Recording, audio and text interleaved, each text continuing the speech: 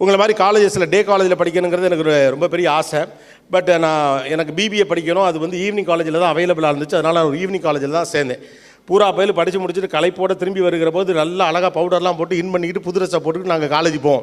எல்லோரும் கிரவுண்டுக்கு போவானுங்க, நாங்கள் காலேஜ் போகிறது. அதுலேயும் மொத்தம் 5 பேரில் 3 பேர் வந்தால் தான் போவோம். மெஜாரிட்டி அப்போவே கணக்கு 5 பேர் நாங்கள் ஃப்ரெண்ட்ஸில், அது 3 பேர் வந்தால் தான் போகிறதே. 3 மணி நேரம் வகுப்பு, இதில் 3 பேர் வந்தால் தான் போவோம். காலேஜ் வாசல் நின்றுட்டு கடைசியில் தான் உள்ளே போகிறது.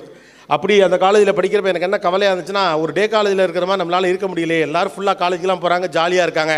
பட் நம்ம போகிறது அப்படி இல்லைன்னு சொல்லிட்டு அதனால் என்ன பண்ணுவோன்னா, காலையில் என்னுடைய நண்பர்கள் கல்லூரிக்கு டே காலேஜ் ஃப்ரெண்ட்ஸ்லாம் போவாங்கல்ல, அப்போவே நானும் கிளம்பிடுவேன். கிளம்பி திருச்சி சிந்தாமணி லைப்ரரியில் போய் உட்காருவேன். அன்னைக்கு படித்தது தான் இன்றைக்கு வரைக்கும் வருது. நான் 2 காலேஜில் படிச்சிருக்கேன், ஒரு லைப்ரரி காலேஜ், இன்னொன்று ஒரு ஈவினிங் காலேஜ். அதனால் உங்களுக்கு நான் சொல்ல ஆசைப்படுவது ஒன்று தான், எது உங்களுக்கு பயனளிக்குமோ அதை படிக்க வேண்டும் என்று தயவு செய்து நினைக்காதீர்கள். படிக்கிற எல்லாமே பயனளிக்கும். என்னமோ படிங்க, என்னமோ படிங்க. ஏன் உங்களையெல்லாம் படிங்கன்னு சொல்கிறேன் அப்படின்னு கேட்டால், உங்களுடைய நேரத்தை திருடுவது தான் இந்த உலகத்துடைய மிகப்பெரிய திருட்டு. இன்றைக்கி பணத்தை திருடுவது திருட்டே கிடையாது. உங்களை போன்ற பிள்ளைகள் எல்லாரும் ஒரு மிகப்பெரிய லீடர்ஷிப்போடு வரணும். நம்ம ஹெல்த் மினிஸ்டர் சொன்னார்ல, அவர் ஹெல்த் மினிஸ்டர் மட்டும் இல்லை, ஒரு ஹெல்த்தி மினிஸ்டரும் கூட. ஓகே, அவர் சொன்ன முக்கியமான விஷயம் என்பது எல்லாருக்கும் ரொம்ப நேரம்லாம் இருக்குது அப்படிங்கிறதுலாம் கிடையாது.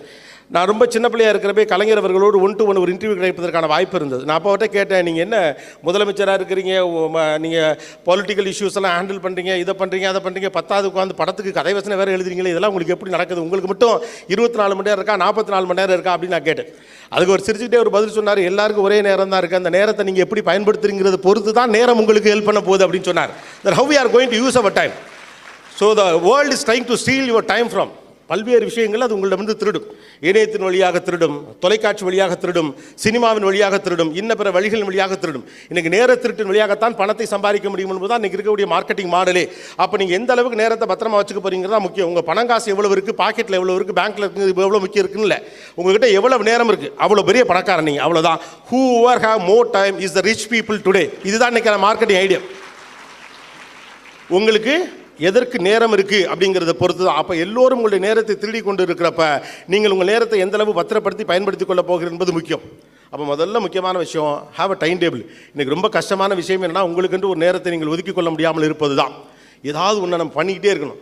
5 நிமிஷத்துக்கு ஒரு தடவை வாட்ஸ்அப்பில் என்ன வந்திருக்குன்னு பார்த்துக்கிட்டே இருக்கணும். கர்மம் அதே ஃபார்வர்டு தான் திரும்ப வருது, இருந்தாலும் அதை பார்க்கணும், 4 பேருக்கு ஃபார்வர்ட் பண்ணணும். அது வழியாக நம்முடைய சமூக பொறுப்பை வெளிப்படுத்தணும். கவலைப்படாதீங்க, ஒரு டைம் ஒர்க் பண்ணி பாருங்கள். ஃபோன் பண்ண வேண்டிய வேலையெல்லாம் காலையில் இத்தனை மணிலேருந்து இத்தனை மணி வரைக்கும் முடிச்சுக்கோங்க.